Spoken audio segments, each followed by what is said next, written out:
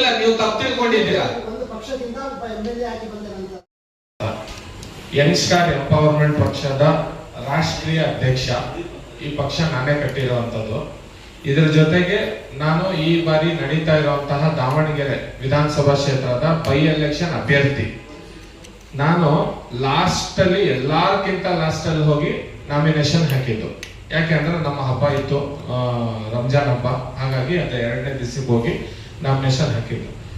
Nomination ಹಾಕಿದಾಗ್ಲಿಂದನೂ ಕೂಡ ನಾನು ನೋಡ್ತಾ ಇರುವಂತದ್ದು ಅಲ್ಲಿ ಭ್ರಷ್ಟಾಚಾರ, ಜಗಳ, ಯಾರಿಗೆ ಸೀಟ್ ಸಿಗುತ್ತೆ, ಯಾವುದೇ ಅಭ್ಯರ್ಥಿಯಲ್ಲಿ ಯಾರೇ ವೋಟ್ ಪಡ್ಕೊಳಕ್ ಬಂದಿರೋರು ನಾವು ಇಂತಹ ಕೆಲಸ ಮಾಡ್ಕೊಡ್ತೀವಿ, ನಮ್ ಎಲಿಜಿಬಿಲಿಟಿ ಇಷ್ಟಿದೆ, ಒಂದ್ MLA ಆದ್ರೆ ಈ ತರ ಮಾಡ್ಬೋದು, ಒಂದ್ MLA ಗೆದ್ರೆ ನಿಮ್ ಜನಗಳಿಗೆ ಈ ತರ ಅನುಕೂಲ ಆಗುತ್ತೆ ಅನ್ನೋರು ಯಾರು ಇಲ್ಲ ಅಲ್ಲಿ. ಅವ್ರು ಬಂದು ಒಂದ್ ಪಕ್ಷದವರು ನಮ್ಮ ಮುಸಲ್ಮಾನರ ಓಟು ನಮಗ್ ಬೇಕು ಅಂತಾರೆ, ಇನ್ನೊಂದ್ ಪಕ್ಷದವ್ರು ಬಂದ್ಬಿಟ್ಟು ಆ ಹಿಂದೂಗಳ ಓಟು ನಮಗ್ ಬೇಕು ಅಂತಾರೆ. ಬಟ್ ಆ ಹಿಂದೂಗಳಿಗೆ ಆ ಮುಸಲ್ಮಾನರಿಗೆ ಏನ್ ಕೊಡ್ತೀವಿ ನಾವು ಅಂತ ಹೇಳಿ ಯಾರಿಗೂ ಏನು ಹೇಳ್ತಾ ಇಲ್ಲ ಅವರು. ಹಂಗಾಗಿ ನಾನು ಎಲೆಕ್ಷನ್ಗೆ ನಿಂತಾಗ ನಂದು ಒಂದು ಪ್ರಣಾಳಿಕೆ ಇದೆ. ನಾನೊಬ್ಬ ರಾಷ್ಟ್ರೀಯ ಅಧ್ಯಕ್ಷ ಅಂತ ಹೇಳಿದ್ರೆ ನಾನು ರಾಹುಲ್ ಗಾಂಧಿ ತರ ಅಲ್ಲ. ನನಗೂ ಹೈಕಮಾಂಡ್ ಇದೆ ಅಂತಲ್ಲ, ನಾನೇ ಹೈಕಮಾಂಡ್ ಈ ಪಕ್ಷಕ್ಕೆ. ನಾನು ನನ್ನ ಪಕ್ಷದ ಗ್ಯಾರಂಟಿಯನ್ನು ಘೋಷಣೆ ಮಾಡಿದ್ದೀನಿ. ಇವತ್ತಲ್ಲ, ಇವತ್ತಿನ 10 ವರ್ಷಕ್ಕೆ ನನ್ನ ಪಕ್ಷ ಬಂದ್ರು ಕೂಡ ನಾನು ಪ್ರತಿಯೊಬ್ಬರದು 10 ಲಕ್ಷ ರೂಪಾಯಿ ಸಾಲ ಮನ್ನಾ ಮಾಡಿಸ್ತೀನಿ. ಅದು ಹೆಂಗ್ ಮಾಡಿಸ್ತೀರಾ ಅಂತ ಹೇಳಿದ್ರೆ, ಕುಮಾರಸ್ವಾಮಿ ಹೆಂಗ್ ಮಾಡಿದ್ರು, ಸಿದ್ದರಾಮಯ್ಯ ಅವ್ರು ಹೆಂಗ್ ಮಾಡಿದ್ರು, ನಿರ್ಮಲಾ ಸೀತಾರಾಮನ್ ಅವ್ರು ಹೆಂಗ್ ಮಾಡಿದ್ರು. 12,770 ಕೋಟಿ ರೂಪಾಯಿ ಅದಾನಿದು ಸಾಲ ಮನ್ನಾ ಆಗಿದೆ. ಈ ಬಡವರದು ಸಾಲ ಮನ್ನಾ ಆಗಲ್ವಂತೆ. 2,500 ಕೋಟಿ ಪ್ರತಿ ವರ್ಷ ಈ ಸಿದ್ದರಾಮಯ್ಯ ಸರ್ಕಾರದಲ್ಲಿ ಸಾಲ ಮನ್ನಾ ಆಗ್ತಾ ಇದೆ. ನಾವು ಸಾಲ ಮನ್ನಾ ಮಾಡಕ್ ಆಗಲ್ವಂತೆ. 500ರಿಂದ 900 ಕೋಟಿ ರೂಪಾಯಿ ಒಬ್ಬ ಕ್ಷೇತ್ರಕ್ಕೆ ದುಡ್ಡು ಹಣ ಹೋಗುತ್ತೆ. ಅದ್ರಲ್ಲಿ ಒಂದು 200 ಕೋಟಿ ಒಬ್ಬೊಬ್ಬ MLA ಸಾಲ ಮನ್ನಾ ಮಾಡಿದ್ರು ಕೂಡ ಅವ್ರ ಸಾಲಗಳು ಮನ್ನಾ ಆಗುತ್ತೆ, ನೆಮ್ಮದಿಯಾಗಿ ಬದುಕಬಹುದು. ಈ ಸಾಲ ಮನ್ನಾ ಆಗಲ್ಲ ಅಂತೆ. ಯಾಕಂದ್ರೆ ನಾವು ಡೆಪ್ಟ್ ಫ್ರೀ ಇಂಡಿಯಾ ಅಂತ ಹೇಳಿ. ಈಗ ನಂದು ಸೀರಿಯಲ್ ನಂಬರ್ 10 ಸಿಲಿಂಡರ್ ಗುರುತು. ನಂದು ಒಂದೇ ಚಾಲೆಂಜ್, ನಾನು ಒಂದ್ಸತಿ MLA ಮಾಡಿದ್ರೆ ನಾನು 10 ಲಕ್ಷ ರೂಪಾಯಿ ಪ್ರತಿ ಒಬ್ಬರದು ಸಾಲ ಮನ್ನಾ ಮಾಡಿ ತೋರಿಸ್ತೀನಿ. ಪ್ರತಿ ಒಂದ್ ಮನೆಗೆ 10 ಸಿಲಿಂಡರ್ ಕೂಡ ಫ್ರೀ ಕೊಡ್ತೀನಿ ಅಂತ ಹೇಳಿದ್ವಿ. ಎಲ್ಲಿಂದ ತಗೊಂಡ್ ಬರ್ತೀರಾ ಅಂತ ಹೇಳ್ತಾರೆ. ಇವ್ರು ಬೇರೆ MLA ಎಲ್ಲಿಂದ ತಗೊಂಡ್ ಬರ್ತಾರ? ಅವರು ಎಲ್ಲರೂ ವಿಧಾನಸೌಧದಿಂದ ದೋಚ್ಕೊಂಡ್ ಬಂದೆ ನಿಮ್ಗೆ ಹಾಕೋದಲ್ಲಿ. ಅದ್ರಲ್ಲಿ ಒಬ್ಬ ಕಿಡಿಗೇಡಿ ಏನ್ ಮಾಡಿದಾನಂದ್ರೆ, ಇವ್ರು ಎಲ್ಲಾ ರೀತಿಯ ಷಡ್ಯಂತ್ರಗಳು ಮಾಡ್ತಾರೆ. ಒಂದ್ ಅಭ್ಯರ್ಥಿ ಅಂದ್ಮೇಲೆ ಈಗ ಎಲ್ಲಾರು ಕೂಡ ಒಂದೊಂದು ಗ್ಯಾರಂಟಿ ತಗೊಂಡ್ ಬರ್ತಾರೆ. ನಮ್ಗೆ ಇದ್ ನೋಡಿ ಓಟ್ ಹಾಕಿ, ಅದ್ ನೋಡಿ ಓಟ್ ಹಾಕಿ, ಒಬ್ಬನ್ ಕಲರ್ ನೋಡಿ ಓಟ್ ಹಾಕಿ, ಒಬ್ಬನ್ ಟೋಪಿ ನೋಡಿ ಓಟ್ ಹಾಕಿ ಅಂತ. ನನಗೊಬ್ಬ ನಿನ್ನೆ ಫೋನ್ ಮಾಡ್ಬಿಟ್ಟು ಅವನ RTA ಕಾರ್ಯಕರ್ತ ಅಂತೆ, ಬಿಜೆಪಿಯಲ್ಲಿ ಕಾರ್ಯಕರ್ತ ಅಂತೆ. ಅವನು ಒಬ್ಬ ನಮ್ಮವನೇ, ಮುಸ್ಲಿಮ್ಸ್ ಅವನು. ಬಟ್ ಅವನ್ ಏನ್ ಮಾಡಿದಾನಂದ್ರೆ, ಅವ್ರು ದುಡ್ಡಿನ ಆಸೆಗೆ ನನಗ್ ಫೋನ್ ಮಾಡಿ ಅವಚ್ಚ ಶಬ್ದಗಳಿಂದ ಬೈದಿ ನಿಂದಿಸಿ, ನಮ್ಮ ತಂದೆ ತಾಯಿ ಏನು ಬಿಟ್ಟಿಲ್ಲ ಅವನು, ಆ ರೀತಿ ಬೈತಾ ಇದ್ದಾನೆ. ಆಮೇಲೆ ಅವರೆಲ್ಲ ಧಮಕಿ ಕೊಟ್ಟಿದ್ದಾನೆ. ಏನಂತ ಹೇಳಿದ್ರೆ, ದಾವಣಗೆರೆಯಲ್ಲಿ ಕಾಲಿಟ್ರೆ ನಿನಗ್ ಮರ್ಡರ್ ಮಾಡ್ತೀನಿ ಅಂತ ಹೇಳ್ಬಿಟ್ಟು. ಇದು ಮಾಡಲ್ ಕೋಡ್ ಆಫ್ ಕಂಡಕ್ಟ್ ಉಲ್ಲಂಘನೆ ಅಲ್ವಾ? ಇದು ರಿಟರ್ನಿಂಗ್ ಆಫೀಸರ್ಗೆ ಕಂಪ್ಲೇಂಟ್ ಕೊಟ್ಟಿದ್ದೀವಿ ನಾವು. ಅವ್ರಿಗೆ ಈಗಲೂ ಕೂಡ ನಾನು ಫೋನ್ ಮಾಡಿದ್ದೆ, FIR ಕಾಪಿ ನೀವು ಹಾಕ್ಲೇಬೇಕು. ಯಾಕಂದ್ರೆ ನಾನ್ ಬೇಲೆಬಲ್ 3 ತಿಂಗಳು ಹೋಗ್ತಾನ ಅವನು. ಯಾರಿಗೂ ಕೂಡ ಅಭ್ಯರ್ಥಿ ಅಂತ ಹೇಳಿದ್ಮೇಲೆ ನಾನೇ ಅಂತ ಅಲ್ಲ, ಒಬ್ಬ ಇಂಡಿಪೆಂಡೆಂಟ್ ನಿಂತಿರೋನ್ಗೂ ಕೂಡ RO ಆಫೀಸಲ್ಲಿ ಮೀಟಿಂಗ್ ಕರೆದಾಗ ನಾವೆಲ್ಲರೂ ಹೋಗಿ ಕೂತ್ಕೋತೀವಿ. ಕೂತ್ಕೊಂಡಾಗ ಅವ್ರು ಏನ್ ಹೇಳ್ತಾರೆ ಅದನ್ನ ಕೇಳ್ಬೇಕು. ನಮಗ್ ಸುಪ್ರೀಂ ಯಾರು? Returning officer. ಅಲ್ಲಿನ SP ಅಲ್ಲ, ಅಲ್ಲಿನ DC ಅಲ್ಲ, ಅಲ್ಲಿನ ಕಮಿಷನರ್ ನಮಗಲ್ಲ ಸುಪ್ರೀಂ. ನಮಗ್ ಸುಪ್ರೀಂ ಇರೋದು ರಿಟರ್ನಿಂಗ್ ಆಫೀಸರ್ ಒಂದೇ. ರಿಟರ್ನಿಂಗ್ ಆಫೀಸರ್ಗೆ ಸುಪ್ರೀಂ ಯಾರು ಅಂತ ಹೇಳಿದ್ರೆ ಅಬ್ಸರ್ವರ್ ಒಂದೇ. ಅಬ್ಸರ್ವರ್ಗೂ ಫೋನ್ ಮಾಡಿದ್ದೀನಿ, ಅವ್ರಿಗೂ ಹೇಳಿದ್ದೀನಿ. ನಮ್ಮ ಏಜೆಂಟ್ ಹೋಗಿ ಅಲ್ಲಿ ಕಂಪ್ಲೇಂಟ್ ಮಾಡಿದ್ದಾರೆ. ನಾನು ಪಾದಯಾತ್ರೆ ಹೊರಟಿದ್ದೆ. ನಾವು ಎಲ್ಲಿಂದ ಇಲ್ಲಿ ಮೆಜೆಸ್ಟಿಕ್ ಅಲ್ಲಿ ಒಂದು ದರ್ಗಾ ಇದೆ, ನಮ್ದು ತೋಕಲ್ ಮಸ್ತಾನ್ ದರ್ಗಾ ಅಂತ. ಆ ದರ್ಗಾದಿಂದ ನಾನು ನಡ್ಕೊಂಡು ಒಂದು ಹರಕೆ ಹೊತ್ಕೊಂಡು ಜಂಗಲ್ ಗಂಟ ನಡ್ಕೊಂಡು ಹೋಗಿದ್ದೀನಿ. ಅದು ನನ್ನ ವೈಯಕ್ತಿಕ. ಎಲೆಕ್ಷನ್ ಇದೆ ಅಂತ ನಡ್ಕೊಂಡು ಹೋಗಿರೋದಲ್ಲ, ಅದು ಎಲೆಕ್ಷನ್ ಅಲ್ಲಿ ಗೆಲ್ಲಿ ಅಂತ ನಡ್ಕೊಂಡು ಹೋಗಿರೋದಲ್ಲ. ಇಲ್ಲಿಂದ ಅಯ್ಯಪ್ಪ ಸ್ವಾಮಿವರೆಗೂ ನಡ್ಕೊಂಡು ಹೋದ್ರು ಕೂಡ ದೇವರು ನಿಯತ್ ನೋಡ್ಬಿಟ್ಟೆ ಕೊಡೋದು, ನೀನ್ ಹಿಂದೂ ಆಗಿರ್ಲಿ ಮುಸ್ಲಿಮ್ಸ್ ಆಗಿರ್ಲಿ. ಬಟ್ ನಾನ್ ನನ್ನ ಹರಕೆಯನ್ನ ತಗೊಂಡು ಅವರು ಈ ಜನಗಳ, ಯಾಕಂದ್ರೆ ಅಲ್ಲಿ ಸುನ್ನಿ ಮುಸ್ಲಿಮ್ಸ್ ಅನ್ನೋದು 92,000 ಜನ ಇದ್ದಾರೆ ಇಲ್ಲಿ ದಾವಣಗೆರೆಯಲ್ಲಿ.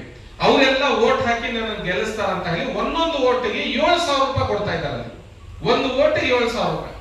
ಈ ಕುಕ್ಕರು ನಿಕ್ಕರು ಕೊಟ್ಬಿಟ್ಟು ಓಟನ್ನ ಮಾರ್ಕೊಂಡು ನಾನು ಚಾಲೆಂಜ್ ಮಾಡಿದ್ದೀನಿ. ನಾನು ನಮ್ಮ ದೇವರು ಖುರಾನ್ ಮೇಲೆ ಪ್ರಮಾಣ ಮಾಡಿ ಹೇಳಿದ್ದೀನಿ. ನಾನ್ ಗೆದ್ರೆ ಈ ಕೆಲಸ ಮಾಡ್ಕೊಡ್ತೀನಿ. ಯಾಕಂದ್ರೆ ಸೆಕ್ಯೂರ್ಡ್ ಲೋನ್ ಅಂದ್ರೆ ಏನು, ಅನ್ಸೆಕ್ಯೂರ್ಡ್ ಲೋನ್ ಅಂದ್ರೆ RBI ಗೈಡ್ಲೈನ್ಸ್ ಏನಿದೆ, ಪೇಮೆಂಟ್ಸ್ ಅಂಡ್ ಸೆಟಲ್ಮೆಂಟ್ ಆಕ್ಟ್ 2007 ಅಂದ್ರೆ ಏನು, ನೆಗೋಷಿಯಬಲ್ ಇನ್ಸ್ಟ್ರೂಮೆಂಟ್ ಆಕ್ಟ್ ಅಂದ್ರೆ ಏನು, ಎಲ್ಲಾ ತಿಳಿಸಿ ಎಲ್ಲಾ ಮಾಡಿ ಈ ಜಾಸ್ತಿ ಬುದ್ಧಿವಂತಿಕೆ ಇರುತ್ತೆ ನೋಡಿ.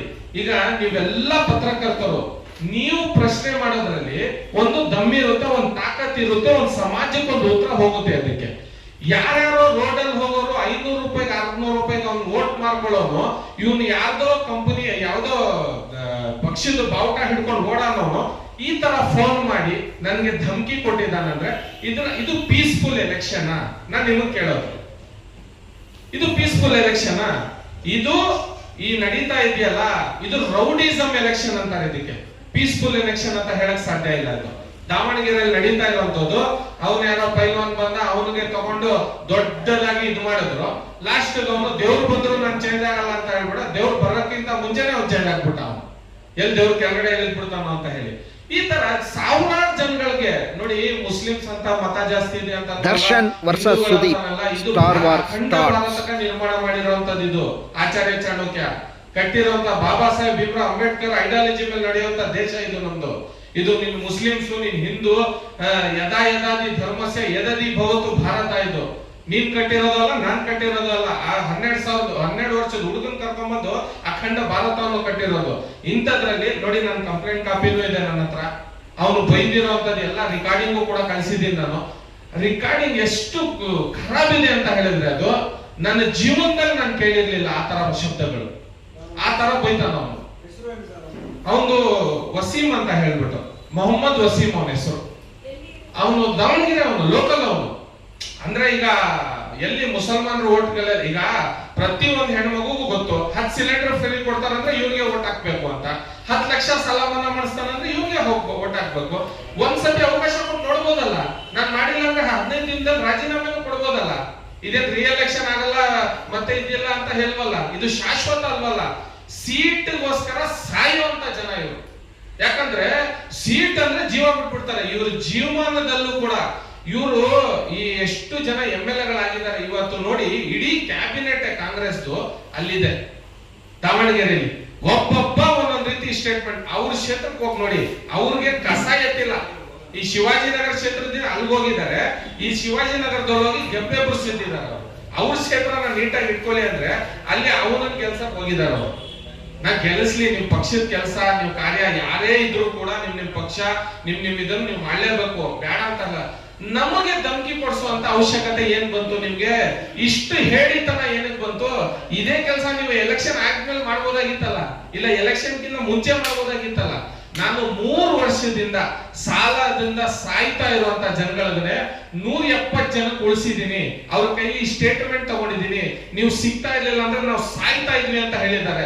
ಈ ಏಜೆಂಟ್ಗಳು DRS ಸರ್ಟಿಫಿಕೇಟ್ ಅಲ್ಲಿ ಇಲ್ದಂಗೆ ಅವ್ರ ಮನೆಗಳ ಹತ್ರ ಹೋಗಿ ಅವ್ರಿಗೆ ಸಾಲಗಾರರು ಸತಾಯಿಸ್ತಾ ಇರೋದನ್ನ ನಾನು ನಿಲ್ಸಿದೀನಿ. ಅವ್ರಿಗೆ ಲೋಕ್ ಅದಾಲತ್ಗೆ ನೋಟಿಸ್ ಕೊಟ್ಟು ಅಪ್ಲಿಕೇಶನ್ ಹಾಕ್ಸಿ ಅದ್ರ ಪ್ರಕಾರ 70 to 90% ಲೋನ್ ನ ವೇ ಆಫ್ ಮಾಡಿಸಿದೀನಿ.